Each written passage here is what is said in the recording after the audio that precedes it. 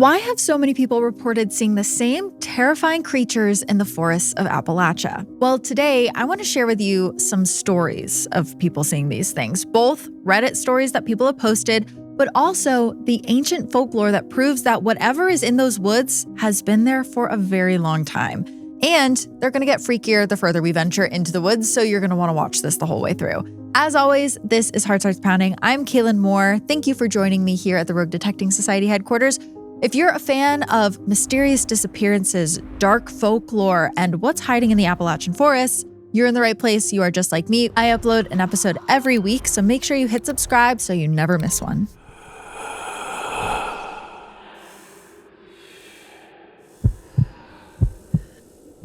It's when your heart starts pounding. The other day, I was browsing Reddit when I noticed something really strange that I want to tell you about. So there's a bunch of people in Appalachia who have all reported seeing the same creature in the woods, and it's something that none of them can explain. It started with this story that I read. This comes from user Appalachian Baby 4 years ago. They write, in 2007, I was DD, I was stone cold sober, for my boyfriend and friends. He and I went back to his parents' house in southern West Virginia.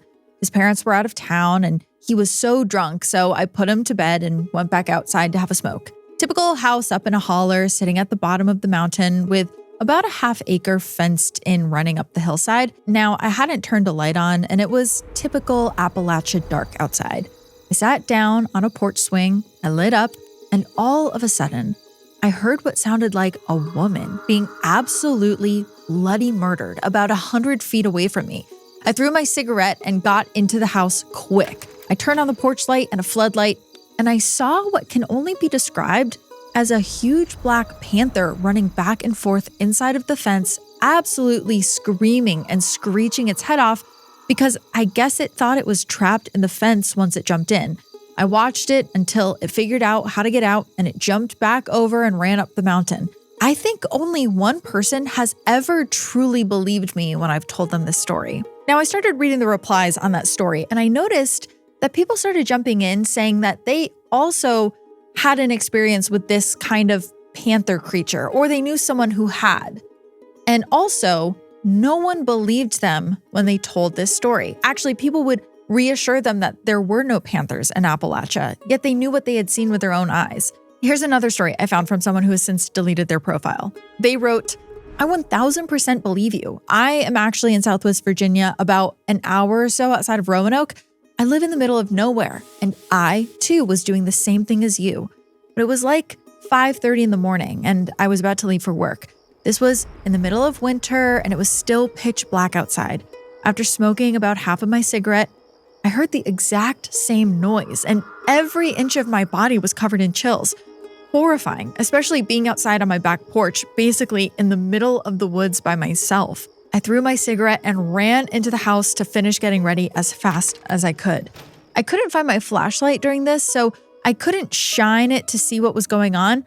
But after explaining this situation to my elderly neighbor that evening after work, I was told that the same thing happened to her about 20 years before my incident. There's actually a story local to me called The Woman at Panther Rock, where a woman was brutally attacked by a panther and succumbed to her injuries on this very large boulder that sits by the road on the way to my house. My neighbor is really into folklore, and she claims that whatever this beast is, it's probably still alive today. I never go outside at night by myself anymore at my house. I make my boyfriend go with me, or I bring my 9mm if it's an emergency. And these comments just keep going. Another person wrote, I grew up in the Appalachia part of Pennsylvania, and I am certain I witnessed one of these creatures stalking through a neighbor's pasture. It had a remarkably lengthy tail, and it cleared a 5-foot fence with effortless grace. Though I only caught a glimpse of its backside. We used the surrounding tree line for scale, and the creature was undeniably the size of a mountain lion. After speaking with local old-timers, some claimed that cougars could, on very rare occasions, be born with jet black fur. However, my own research suggests that a melanistic mountain lion, one that's all black, has never been scientifically verified in the wild. Now, these stories sent me down a bit of a rabbit hole. I didn't think there were panthers or cougars in Appalachia, so I looked it up. And I was right, there's not. There's no cougars, there's no panthers, there's no other large black cats in Appalachia. Yet this thread goes on and on and on with people claiming to have seen the same type of large black cat that makes this horrible screeching sound. So I kept looking into this mystery because now I was really intrigued. And I realized that there were all of these threads of people who were annoyed because they too had seen this big black cat, but they were actually told by the government that they hadn't. That's right. The U.S. Fish and Wildlife Service kept making statements repeating that there are no large black cats in Appalachia at this time. They kept insisting that what people were seeing were either bears or house cats. Now, people in the region felt like they were being gaslit because there was no way that what they were seeing was just a house cat. I mean, people knew that this creature was much bigger than that. But how could this be? How could so many people say they're seeing the same thing when official reports keep reiterating that they're not? Well, that's what I want to talk to you about today, because the more I read, the more I realized that some of the locals know that this is not just a big black cat in the backwoods, but it's actually a strange type of creature that's been in the Appalachian forests longer than people have. They call it the Wampus Cat. And the more I read about this Wampus Cat, the more I realized that there was a strange human-like quality to it that people often describe. Like, here's another story of a local Appalachian woman in North Carolina who has encountered the Wampus Cat on multiple occasions. And she knows a bit more about its backstory. She writes, 6 years ago, I am a stable, relatively successful mother and wife living in the deep South right on the coast. I have spent my entire life in this particular beach community. If you travel just a few miles inland from the ocean, you find yourself deep in the rural countryside. My mother's family has deep roots here, and my father is Sioux. His mother relocated him here as a young boy to move him away from the reservation. For as long as I can recall, my maternal relatives have encountered the Wampus Cat. The folklore changes depending on the region, but the local lore claims that the cat was once a woman, a Cherokee woman, who surreptitiously followed the men to a restricted ritual involving the chief and a shaman. She utilized a mountain lion's pelt as a shroud, but when she was discovered, the shaman cursed her to remain in that form forever. Now, she haunts people, though her motivations remain a mystery. However, this entity trails me and my kin, and it always has. We have become so accustomed to her presence that we simply anticipate her arrival whenever we move houses, during transition seasons, or when we're struggling with our emotions. Back in the 1980s, my mother had a particularly difficult day being picked on at school, and she was heading home on her bicycle along a dirt path weeping. The sun was beginning to dip, though it wasn't dark yet, and suddenly, she heard a piercing shriek from behind. I've heard it myself. It resembles an eagle's cry, but it carries the deep, guttural rasp of a cougar. She glanced back and she spotted a massive, dark-furred beast. It moved in a knuckle-walking gait similar to a gorilla. It was crouched low in the rear with its chest held high, supported by its arms. She pedaled furiously until she reached safety. When she recounted the sight to her mother, my grandmother, she simply remarked, "That's just the Wampus Cat," and then they left it at that. I grew up with a father who was deeply superstitious and would practically dive for cover whenever we heard those screams in the night, while my mother and grandmother would just casually note that the cat was back again.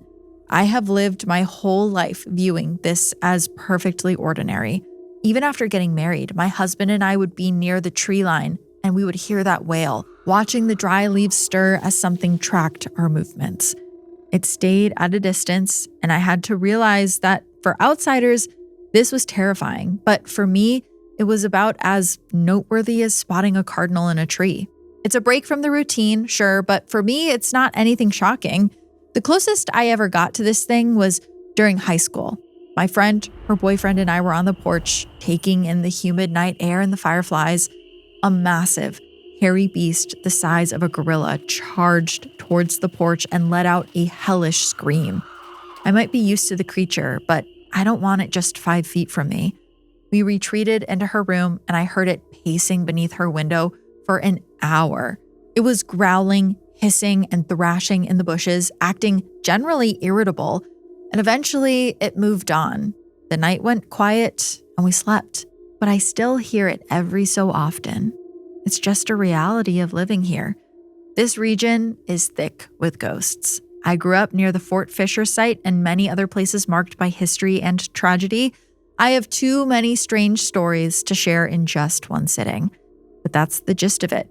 And then this user went on to end her story with, I hope this was informative, and stay indoors after dark on the Carolina coast if you're faint of heart. Now, the Wampus cat is typically described as being dark-colored, about the size of a mountain lion or cougar, and also a little odd. Sometimes it'll get up on its hind legs and it'll walk like a human. Other times, it'll shriek like a woman being murdered. Sometimes its large yellow eyes will just follow you from the brush. The name comes from the word catawampus, which is a local old-timey word that means askew or off-kilter. In parts of eastern Tennessee, the Wampus cat isn't classified as an animal at all. It's actually a spirit, something older and stranger than zoology can ever explain. It's a creature of the earth, almost tied to the land itself, they say. And the belief that runs through these communities goes like this. If you hear the Wampus cat scream, someone nearby is going to die. They'll be dead and buried within 3 days. Now, some versions of this legend are even more specific. They say that if you hear the cry 3 times, it's going to be one of your loved ones who will pass away. Parents will tell their children, plain as anything, do not stray past the tree line after dark because the Wampus cat will get you. And the origin story of the Wampus cat is really what the woman in the story described. A Cherokee woman one day became curious about the men's sacred hunting ceremonies. As a woman, she was forbidden to witness these rituals, so she disguised herself under a mountain lion's skin and creeped close enough to watch one night.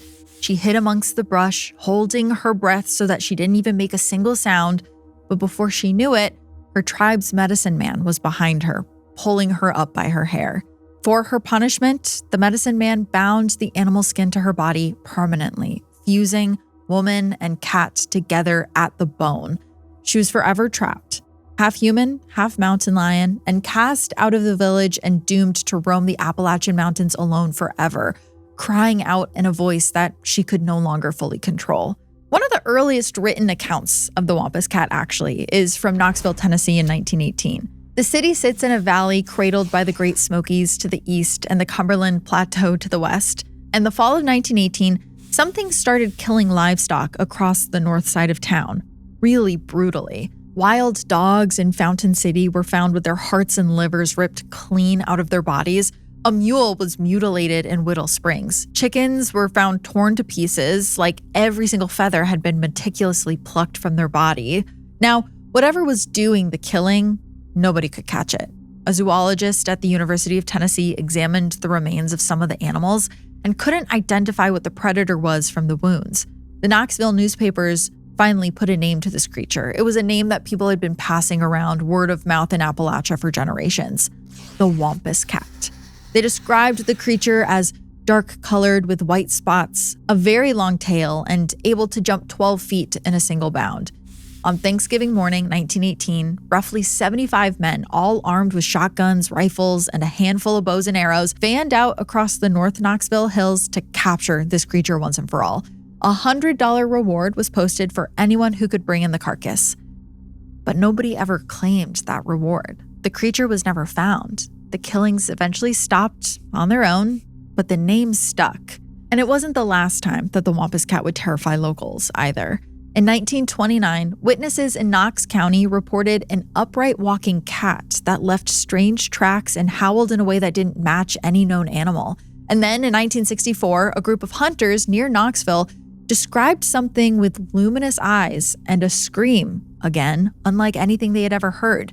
As recently as 2016, a resident in Pleasants County, West Virginia, told a Travel Channel show that he had been losing pigs to a creature that he had first seen as a child, a jet black monster with glowing eyes and a high-pitched cat-like hiss. So what is the official response to all of the claims every year from people who claim they've been seeing this big black cat? Well, like I said, the U.S. Fish and Wildlife Service admitted that cougars did used to live on the East Coast. However, the last confirmed wild eastern cougar was killed in Maine in 1938, and they were officially declared extinct in 2018. And mountain lions don't carry the gene for a black coat, so it's probably not those either. So when biologists review the thousands, yes, thousands of black panther sightings that are reported across Appalachia every year, the answer they give is always the same. These things are either black bears that are seen moving quickly, they're large dogs, sometimes they say that they're bobcats in low light, or house cats that were photographed without size reference. They're literally telling people who see this thing that they're out of their minds. And this, at least to me, seems to be a trend in Appalachia. People today seeing and hearing the same things that people hundreds of years ago also saw. And they're still being told that they're imagining things. I mean, maybe some of you guys can relate to this. I know some of you live in areas that have local legends and folkloric creatures like this. Let me know if there are in the comments wherever you listen. But this kind of all brings me to the next strange thing that's happening in the Appalachian woods that I want to tell you about. And this one starts with a story from Reddit user Ranch1874, who wrote this post a year ago. My uncle, my mom's brother, has had a farm in southeast West Virginia since the 70s, long before I came into this world. Mom is the oldest of 5, and my uncle built a bunch of houses on the farm so family could use it whenever. Some lived there, and others, like my family, visited often. My mom and older sister and I would go for weeks on end to spend time with family, and I always loved it because I have a ton of cousins and was the baby for a long time. So mostly I would tag along with my cousins, and I felt extremely safe, like it was my happy place. I don't really remember anything totally out of the ordinary when I was really little, other than I remember an imaginary friend whom I exclusively played with at the farm, nowhere else. And we moved extensively for Dad's job, so I've lived in many different places. What I remember after age 5 was suddenly being old enough to not have to have someone walk me to and from houses, which I thought was so cool. So I started exploring. My uncles liked to bow hunt and had taken me a few times, not too far into the woods, so I was able to go back on my own and find little tree platforms that they had built to hunt from. I thought that they were cool little tree houses. It was the winter. I wanted to be out in the snow and explore, so I found my way up the mountain. That is what I called it, but it was probably more like a massive hill. I wandered into the trees, and I couldn't find the spot I was looking for, and I got pretty frustrated with my 8-year-old self. So I sat down by a creek to catch my breath and figure out where I was. I couldn't have been sitting there more than about 3 minutes when something let out a scream I can only describe as blood-curdling. I thought that it was a fox, most likely, until I heard another voice crying, just weeping and wailing, and the sorrow was palpable. My cousins had always told scary stories about Appalachia, and I figured that they had followed me into the woods and were trying to scare me. I called out saying, "Okay guys, this isn't funny. Okay, I'm going home now, enough." And I followed my footprints in the snow as fast as I could back to the farm. The screaming and crying didn't stop though. They stayed consistent as I moved, which made me really convinced that it had to be my cousins. I finally made my way back to the main house, my uncle's house, which was the biggest on the property and visible from the edge of the woods, and I absolutely booked it, ran full speed to get to the kitchen door. I remember getting through the door and slamming it behind me because I was a combination of terrified and also annoyed that my cousins were playing a prank on me. Well, wouldn't you know, every family member was accounted for in the living room/kitchen area. The older male cousins and my uncles were in the kitchen, putting their snow boots and coats on to come look for me because I had apparently been gone for several hours and they were worried. According to my mom, I was white-faced and my hands were covered in scratches through my mittens. I guess I must have fallen or something. They were so worried I had disappeared. I should add that I set off from my aunt's to walk to my uncle's and had decided to take a detour and didn't tell anyone. Oops, I was 8 years old. I didn't really think about how that might be bad. My mom said that it looked like I had seen a ghost. I asked if anyone had come out to the woods to look for me, and they said no, they had been looking in the other houses, but they were just about to come look in the woods because they saw that my footprints were heading straight into the forest. I told them about where I went and what I heard, And my uncle, whose property it was, said, "Oh, I think you probably ran into the witch." I'm over here thinking like, "Oh, some lady lives in the woods and I probably stumbled near her cottage." Nope. The witch was just what they called the unknown entity that roamed the woods, screaming, crying, and mimicking people's voices. No one had a straight answer about possible folklore or anything like that, but all my older cousins had their own experiences with other things happening to them over the years. Scared the living daylights out of me. And while I've been back to the farm over the years, I can tell you I have never once set foot near the woods or the tree line since, even as an adult. I'm grateful my family didn't think I had lost my mind, but they said a general rule is to never be in the woods alone. So I listened. But oof, the Appalachia woods has some wild stuff. Now, I will say, it seems like nearly everyone in Appalachia has a story about a witch. I mean, my grandfather, who grew up there, has a story about a witch that lived in the woods behind his house. It's a well-known thing in the region. You don't go into the woods because that's where things you don't understand live. Well, one thing I noticed is that a lot of the stories you hear today about Appalachia, the witches in the woods, the voices that sound like someone you know, a lot of them originate from one witch story. She's an ancient witch known as Spearfinger. Her story originates from the Great Smoky Mountains, which rise along the Tennessee-North Carolina border like a wall of blue haze. That's actually where the name comes from, the Cherokee word for the place of the blue smoke. The Smoky Mountains are among the most biodiverse forests on the earth. Old-growth cove hardwoods, 200 species of birds, a fog that crawls through the valleys in the early morning and doesn't burn off till well past noon. The Cherokee lived in the shadow of these mountains for more than 1,000 years. In the overhill towns of Chota and Tumultli, along the Little Tennessee River. In those mountains, the Cherokee told stories of something that wore a familiar face and called to you from that very mist. A monster that they named and feared. They called her Spearfinger. Spearfinger was an ogress, once called a terrible woman monster whose food was human livers. In her natural form, she looked like an old woman, stooped and frail, but her entire body, every inch of skin, was as hard as rock. Arrows would bounce off of her, spears shattered on contact. The Cherokee would sometimes refer to her as Stone Dress because nothing could pierce her. On her right hand, she had a single finger sharpened to a point made of bone or stone. It was hard as obsidian and long as a spearhead. And that's what gave her the name Spearfinger. And she could become anyone. A grandmother from a neighboring village, an aunt that you hadn't seen since last winter, a friend's mother waving from the trail with a warm smile. She would find children alone at the edge of the woods, picking berries or gathering chestnuts, and she would call to them in a voice that they recognized and trusted. "Come, my grandchildren, come to your granny and let granny braid your hair." And the child would come because why wouldn't you? She looked like someone safe. She would then sit the child down, begin combing their hair, gently, lovingly humming, and while the child relaxed into the familiar comfort of her touch, she would slip that stone finger into their side and quickly steal their liver. Her victims often didn't even know that they had been stabbed because there was no wound, she wouldn't leave a mark on the skin, so there was no blood and also no pain, nothing at all. The child would just stand up, thank the kind old woman, walk home, eat dinner, and then go to sleep. They would feel completely fine.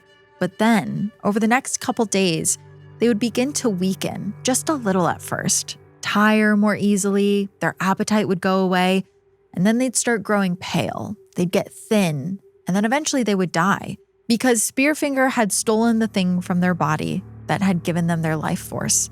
And this witch had a song. Hunters alone on the mountain at dusk would sometimes hear it drifting through the trees, low, almost like she was singing to herself. "Liver, I eat it. Liver, I eat it." Now, you can see in the story of Spearfinger some of the blueprint for other Appalachian legends. I mean, how many times have you heard this story? Someone is alone in the woods, deep in the Smokies, when they hear a voice, specifically the voice of someone they know. A mother calling their name or a friend saying, "Come here." And the advice that follows these stories from people who grew up in these mountains, who grew up in Appalachia, is always the same. Do not answer this voice. Do not follow it into the forest. Turn around and walk the other way as fast as you can. Because whoever is calling to you is not the person that it sounds like. And that's exactly what Spearfinger does. She speaks to you from the forest in a voice that draws you in. The fact is, hundreds of years ago, people were hearing voices calling to them from the woods, and they're still hearing those things today. So whether it's Spearfinger herself, or if Spearfinger was just the name that the Cherokee gave to the voice calling to them from the woods, it seems like something is out there. And that actually made me think of this story that I found. This author writes, "This happened to me in January of 2019 in Western North Carolina, around the small town of Silva.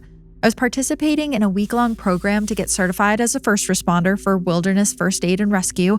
I'm studying to become a forester, and it's important to know how to keep people alive in the woods when things go wrong. There are 2 primary locations in the complex, a classroom with some bathrooms and a kitchen where we spent most of the day in class and ate meals. There is a group of 1-room cabins on the top of a steep hill directly north of the classroom where we would sleep. An important thing to note about the cabins is the heating system. Each cabin has a small but powerful radiator that makes the cabin feel like a sauna if left on for too long. Since it was January in the Appalachians, it was pretty chilly outside at night, so the heat was needed. To strike a balance between boiling in our beds and getting hypothermia, we would turn on the radiator and leave a window open so that warm and cold air could circulate and create a reasonable temperature. The radiator and the open window were at the front of the cabin, next to the door, and my bed was directly across from the window. This incident happened on the 5th day of my time there. My boyfriend and I, who was also enrolled in the program with me, had settled down for the night in the cabin that we shared with one other person. We had gone to sleep as normal, and we were sleeping soundly on 2 bunks that we had pushed together so we could sleep next to each other. Sometime during the night, I was woken up by some shuffling on the other side of the room near the window. I heard my boyfriend say in a complaining voice, "Can't we close the window?" I wake up feeling frozen. I woke up a little bit more and I sat up in bed groggily, about to answer him when I heard another voice say, "If we close the window, it'll get too hot and we'll wake up sweaty." I snapped awake and froze where I was sitting. The voice that responded was my voice. There's something very strange and wrong in hearing your voice repeated back at you. In the dark, I looked down next to me where I saw my boyfriend sleeping soundly. At this point, a mortal dread had a tight grip on my chest, and I forced myself to not move or even blink. I was focused intently on the place near the window, fearfully anticipating more of my own words. I heard more shuffling outside the window, and my same words were repeated. "If we close the window, it'll get too hot and we'll wake up sweaty." Followed quickly by my boyfriend's voice again. "Can't we close this window? I wake up feeling frozen." In the last repetition of my boyfriend's words, there was this unevenness in the enunciation, like raising and lowering the pitch slightly. Like, "Can't we close the window? I wake up feeling frozen." I remained frozen in my bed, feeling my hand fall asleep in my propped up position.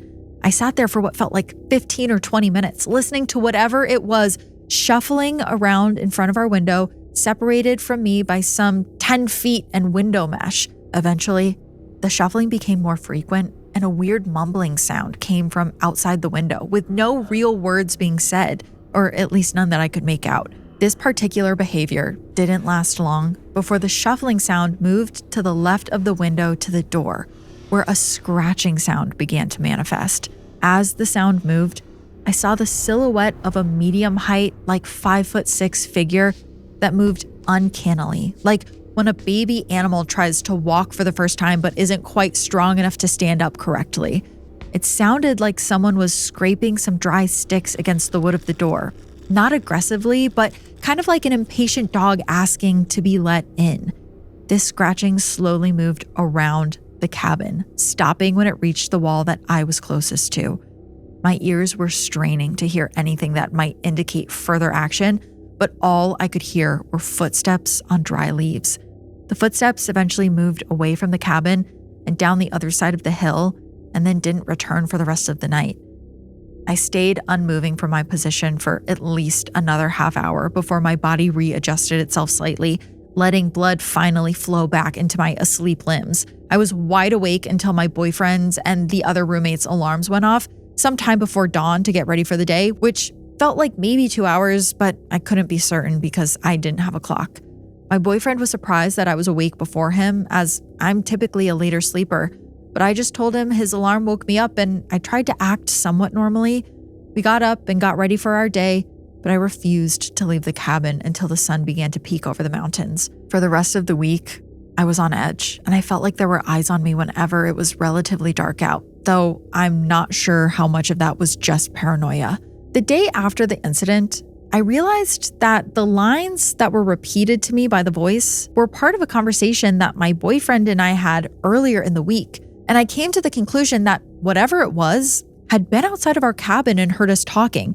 This terrified me, and I also realized that it had likely been lurking there in the following nights as well, without us realizing it, and it might do so again in the remaining nights, though, as far as I can tell, it never did. I guess I'm asking for advice in addition to getting this off my chest, as this winter I will have to return to the same location to renew my certification, and I want to know as much as I can so hopefully I can avoid another encounter. If there is an entity that exists in my area, I'd be glad to hear about it and what I can do, if anything, to avoid it. My advice to this poster, as well as to anyone who hears anything coming from the woods of Appalachia, is simple. Run. Leave and do not return. I hope that helps. But what do you guys think? Is there really a witch in the woods that's calling to people, mimicking the voices of those that they know? Or is it something else? I'm very curious to hear what all of you think. And I also am serious about if there's any legends that you grew up with. Are there any local lore of other creatures in your area? Are you guys seeing black cats out there that the government is telling you don't exist? You know I want to hear about it. You can leave me comments wherever you listen. And remember, the Appalachian Mountains are 480 million years old. They were here before the Atlantic Ocean existed, and they keep generating the same shapes of fear. Something at the tree line that looks almost right. A voice in the fog that calls your name. A face you trust that belongs to something you absolutely should not. That is all I have for you today. If you want to hear more scary tales from Appalachia, I'm going to be over on the High Council tier on Patreon, reading some more of those. Some of the ones that didn't make it into the episode, I actually have a couple more that I think you guys will like. You can join me over there. Each week we have a little after show where I give more context on the episode and sometimes read some more scary stories that didn't make it in. Would love to have you there. But that is all I have for you this week. We are, of course, getting started on our dark summer journey together, and I cannot wait to show you what else we have for dark summer this year. Join me here next time, and until then, stay curious. Ooh. Heart Starts Pounding is written and produced by me, Kaelyn Moore. Our associate producer is Juno Hobbs. Heart Starts Pounding is also produced by Matt Brown. Sound design and mix by Red Rum Creative. Video editing by Creative Step. Special thanks to Travis Dunlap, Grayson Jernigan, the team at WME. Have a heart-pounding story or a case request? Check out heartstartspounding.com.